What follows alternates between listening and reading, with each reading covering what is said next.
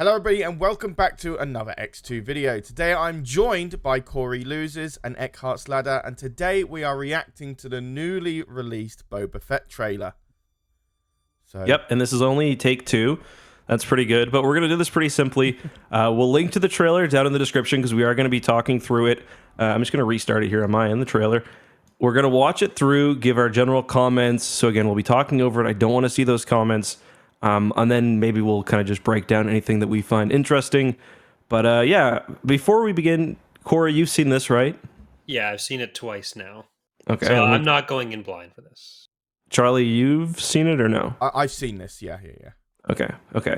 So yeah, let's just give it a first watch through. Tell me if this sounds a little loud, and we'll give our basic impressions. And then discuss the creepy little spider thing. Do you think it looks too stop motion-y? Because they definitely, they definitely tried to make it appropriately jittery, spooky. Yeah. The new armor looks great, by the way. I mean, the monks are already stuck in a spider, and now you're criticizing how they walk. Let's give them some slack, please. I should do a YouTube short on that. Not a big deal. Okay, did you find that the Ithorian's translator sounds like Din Djarin? Yeah, no, yeah, it's exactly. I think it is voiced by Pedro Pascal. Yeah. It's gotta be, like... Yeah. See, I'm wondering whether he's in the room, maybe. I think he's gotta be... So. I wouldn't be surprised if they did a cross cameo with the Mandalorian. Oh, they definitely will. Clatuidian. The dog race. Or maybe, like, Din had a job before becoming a Mandalorian that he did, like, the voice for all the modulators on Ithorians. It's like how Shaq will do, like, or Charles Barkley will do, like, the Google Maps voice for a while. I'm getting like big original Mandalorian vibes from this. Like, if you had spoken such insolence to Jabba, he'd have fed you to his menagerie. Can't believe she's 57 years old. 58 now, isn't it? Yeah. Speak freely. She looked great in the Bad Batch as well. Yeah, it looks so young. Yeah. All right, so I'm just gonna play it again. Maybe this time we can pause. If you guys want me to pause, just tell me to pause, and we'll. So before we do that, though, the show is set after Mandalorian season 2. It's Boba going to take Jabba's throne, which we kind of see a hint of at the end of Mando.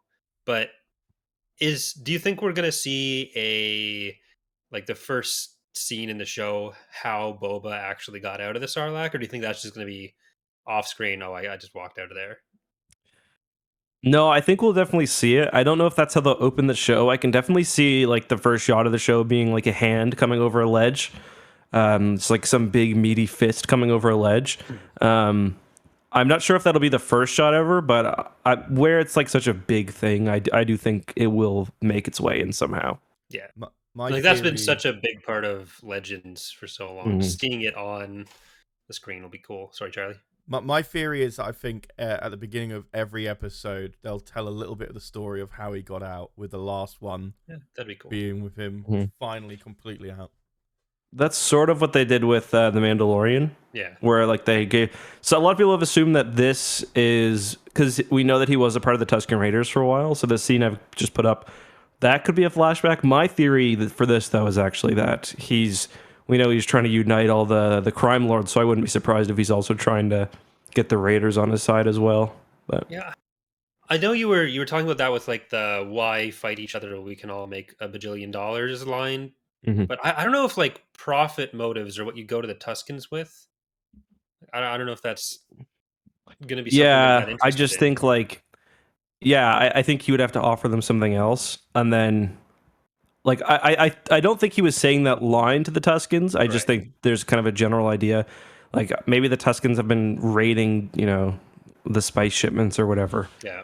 But do you guys think that this first scene is like, this is in the volume or in real world? What do you guys think? Oh, that's volume. Probably easy. volume. Yeah. Think so? 100%. Yeah. Like you can see where the mountains. They rebuild some of the mountains actually in the volume. That's the first range of mountains. Then there's volume mountains behind that. So it's a good 200 hectare volume. I am not a bounty And hunter. that's really Jabba's palace. They went on location for that one. Is this a pit droid as well? I don't know. Those little pod racer droids. It's a similar model, but it's definitely a droid at least. A lot of people pointed out that this looks like he's been maybe having some Bacta therapy or something, because he does look a lot kind of better than he did. His armor is newly repainted. His face looks a little less kind of rough. So I wonder if he's been having like a spa day at Jabba's palace, maybe. Yeah, I was wondering where that scene was going to come in from with him. I thought that was at New Zealand, but I could be wrong. Yeah. He does look like he's lost a little bit of weight as well. Yeah. Probably between getting this show and doing the Mando filming, probably had to do the usual Marvel/Disney get in better shape thing to make all the actors do. I don't know if I actually believe what I just said, though. Maybe. What? That he has lost weight. You don't think he's actually at a... I think he's definitely been to a spa. Yeah. Oh, I don't know why my video's all messy, but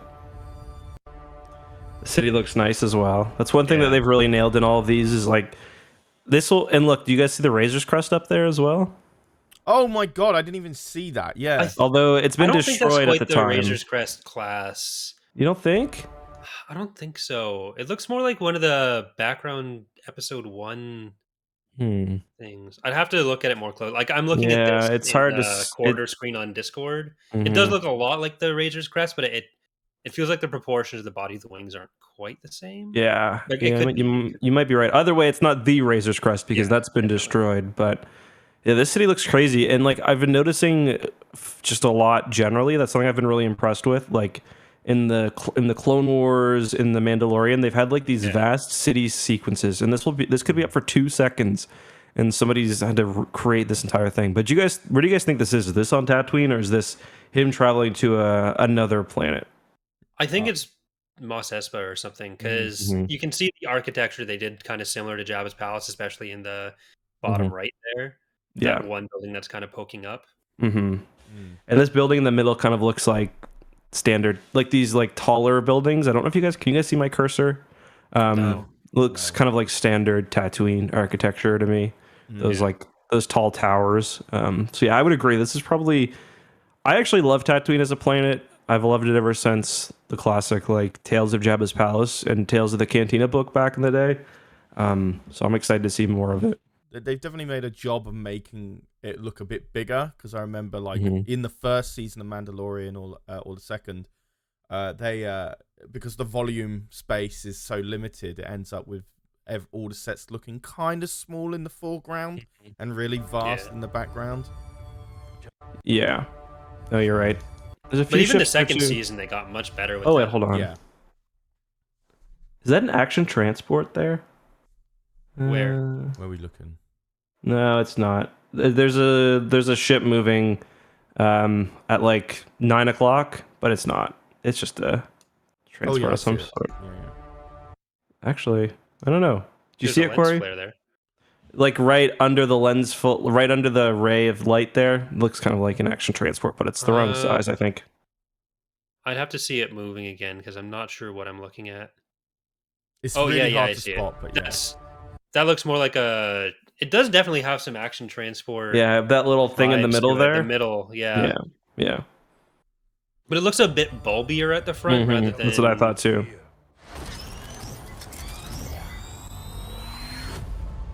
How we get Talon Card back? Yeah.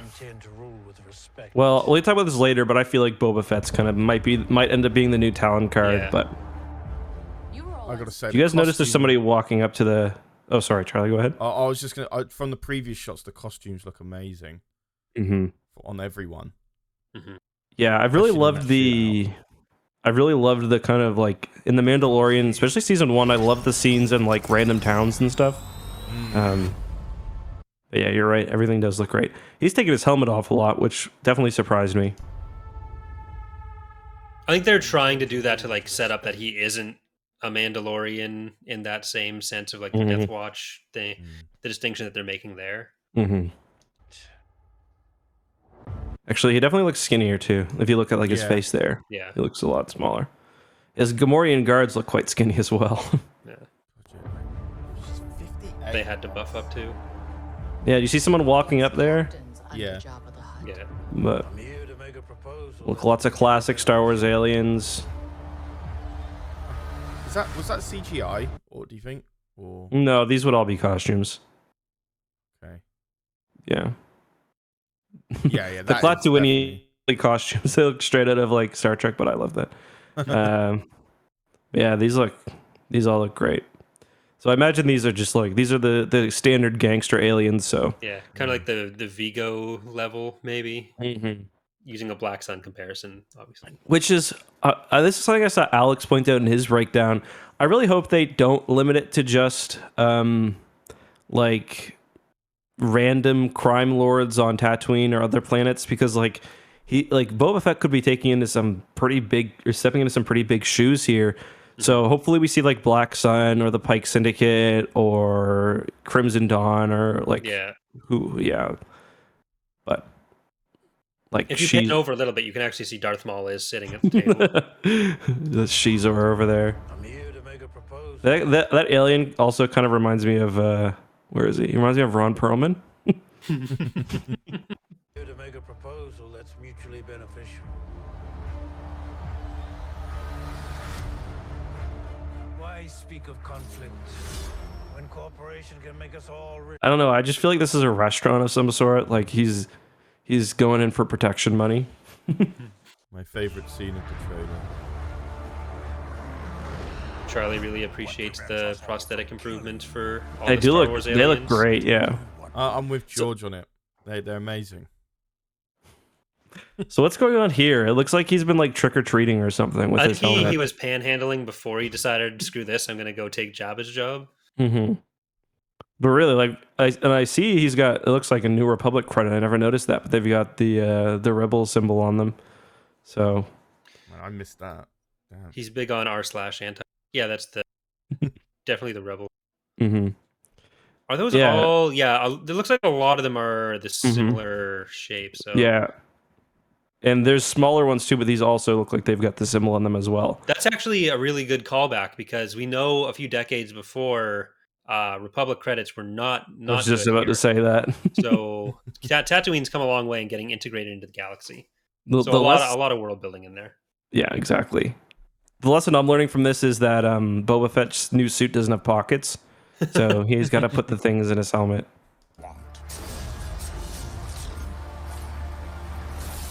That all pretty much looks like it was from the same scene, because you can see the helmet on the floor. Yeah. Also, when he comes out, he's holding his helmet in his hand. I'm guessing that all of this is probably from like the first episode, maybe like the first 2 episodes. Yeah. I forget who he mostly just set up in getting the people on board. It's exactly what the Mandalorian season 2 did, where there's like they give you very, very little. Yeah. Which I'm perfectly fine with. Like, me too. Yeah. Was that the boxing match scene? And then Grogu just hits the button on his cradle, yeah. That was basically it, yeah. So is this where we get the return of Cobb Vanth then? I don't think this early, but like I definitely think he's going to be in the first. No, few I mean episodes. in Book of Boba Fett. Oh yeah, the Mandalorian. Yeah, I think so, because I think it's too hard to stretch him into fitting in Mandalorian as a quote unquote villain trying to crack down on Boba's crime dealings. That's definitely possible.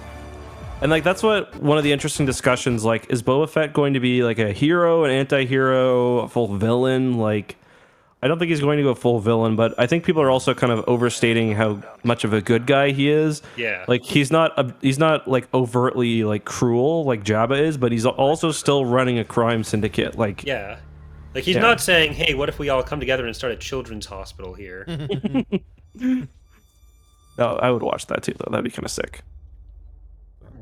I'm getting like major like Mandalorian and original trilogy vibes from this trailer. I mean, Mandalorian did the same, but I'm just looking at that ship again. It's the rear slanting down and the fact that the front is a little bit more bulbous looking. Yeah. It makes me think it's probably not an action. They do have they already have, because the action transport was in Revenge of the Sith, so let's take a look at that. Skywalker? Was it in the Rise of Skywalker too? I assume, like, every... Oh, yeah, probably. Yeah. 3D model they had access to, including some from Star Trek, were probably in there. Yeah, I assume you're right. So, Corey, do you think that, like... Because I'm going to assume that...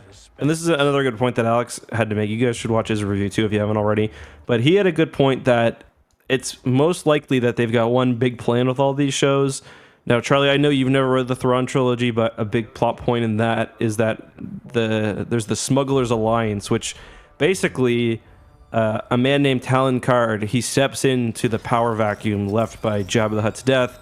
He organized this kind of group of smugglers all coming together, and eventually they play a big part in the final battle of the book. So, Corey, do you think that something like that could be getting set up here, or do you think that this really is just its own thing? It does seem like the Mandalorian already headed in that direction. It seems to be more on the slightly more villainous side. That what Boba's doing now is setting up a not quite Smugglers Alliance, but every kind of underworld alliance. So, yeah, that was a big part of the Thrawn trilogy, and we've got Ahsoka, who's probably, along with maybe even Luke, going to play a role in whatever dark Jedi elements going on, hunting Thrawn, so that's definitely tying in. So, you think Luke's going to come back in this whole... Well, I just mean in like the... Not in this show, but I assume he'll be back. Oh, did we lose Corey? I think we did lose Corey just there. Yeah. Or he's still thinking. Can you not hear me? No, we can. Okay, we can hear you now. Okay. Yeah, I don't think Luke's going to appear in this show, but whatever they're all working towards, maybe a series part of Ahsoka, or in even a movie following up the TV shows, like Luke will probably be in some form, especially because he's training Grogu. Like it all does seem to be based on notes from the Thrawn trilogy and going towards some similar stuff. Like we're gonna get Ahsoka, so I'm really looking forward to that. All right, guys. Any final thoughts on this before we head out? Where does this rank among your guys' like anticipated Star Wars shows, and what's your general thoughts? I'll start with you, Charlie. I think a lot of people are going to really enjoy this because it's just like the Mandalorian, but you're swapping out the main character pretty much. I'm still going to watch it. I still think I'm going to really enjoy it. But I think some people who are big fans of Boba Fett are going to love it even more, I'd say. Corey?